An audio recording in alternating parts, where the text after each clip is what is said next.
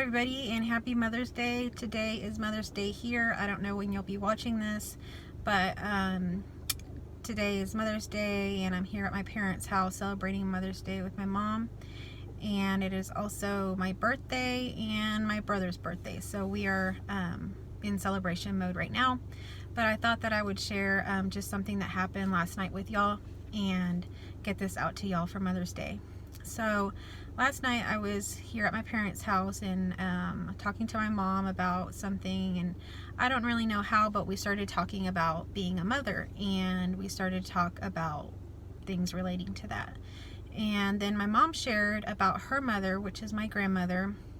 My grandmother is the mother of 12 children, my mom being the youngest. And my mom was sharing that my grandmother oftentimes would get their names like mixed up a lot. So my mom's name is Christina, and sometimes my grandmother would say Anna or whatever, just, interchange the names quite often.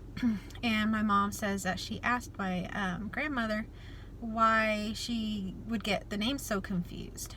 And my grandmother shared with her that it was just something that would happen. She said that she really has like the same love for all her children, just a great amount of love, and she sees them all as just, beings of love that she just loves. So she doesn't really associate a name with the person. Although they are individuals, my grandmother just, when you're talking unconsciously, she would mix up the names because it wasn't really something that mattered to her. She innately knew that it was just her child and it was just love. So that name wasn't so important in that case. And I found that very interesting because my mother also did that with me and my brother. She would interchange the names. And my dad does the same thing with him and me and his two sisters. He interchanges all the names all the time. Not sure why, I think it has something to do with what my grandmother shared. But with my mother, she has an older sister that was like, my mother was one of 12, she being the youngest. So this sister was almost like another parent figure for her.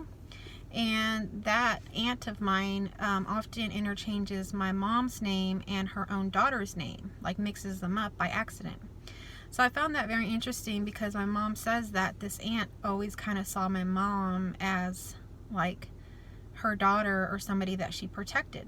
So it just shows like names are not even that important. It's really just some kind of unconscious innate knowing that everything just is love. And when you do have a relationship with a child or somebody that you raised, you obviously have like this more unconditional sort of love for them, where you just love them no matter what. So I think that is where it's showing up, where you can kind of drop the name or the label and just completely just have love. And with non-duality, which is why I wanted to share this, what ends up happening is you lose the sense of self. You realize there's no one here. There's never a Nydia that lived here or that moves on or goes to heaven or does anything further. This is it. It really is death, and it's always been this way. But when that's seen, it's seen very clearly that this isn't just a localized thing with me. This is literally everyone, and everything is nothing. There is no one there with the name, with the label, with the body. None of it is real. So what ends up just being left behind is what is. So this physical form is here. My parents are there. If I saw you on the street, you're there.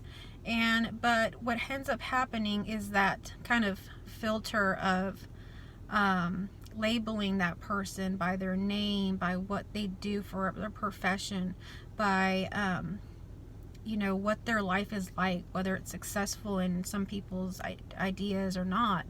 All that judgment just fades away completely. So when I encounter a person, I'm no more going into my own mind and judging them based on how they look, how their life is going. None of that is important at all.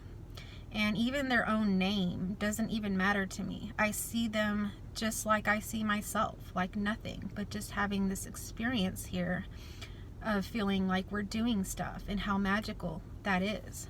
So when this is seen, it's very similar to what my grandmother was talking about. You just kind of love everyone. You see everyone in the same predicament as you, and it's not even really a predicament, it's just love.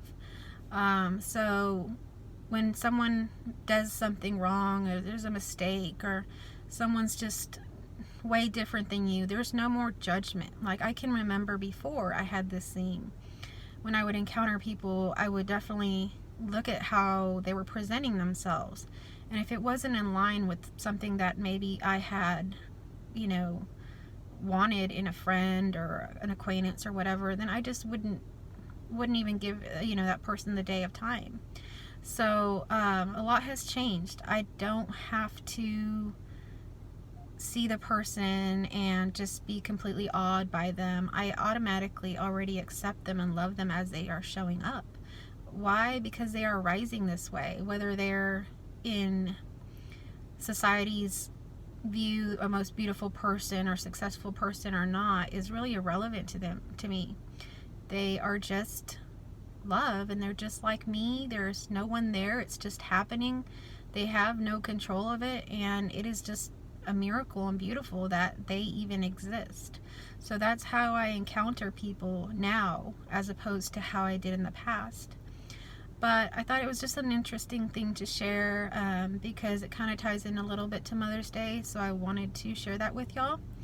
And if you're new here and you like these sort of videos, subscribe, and if you like the video, like it.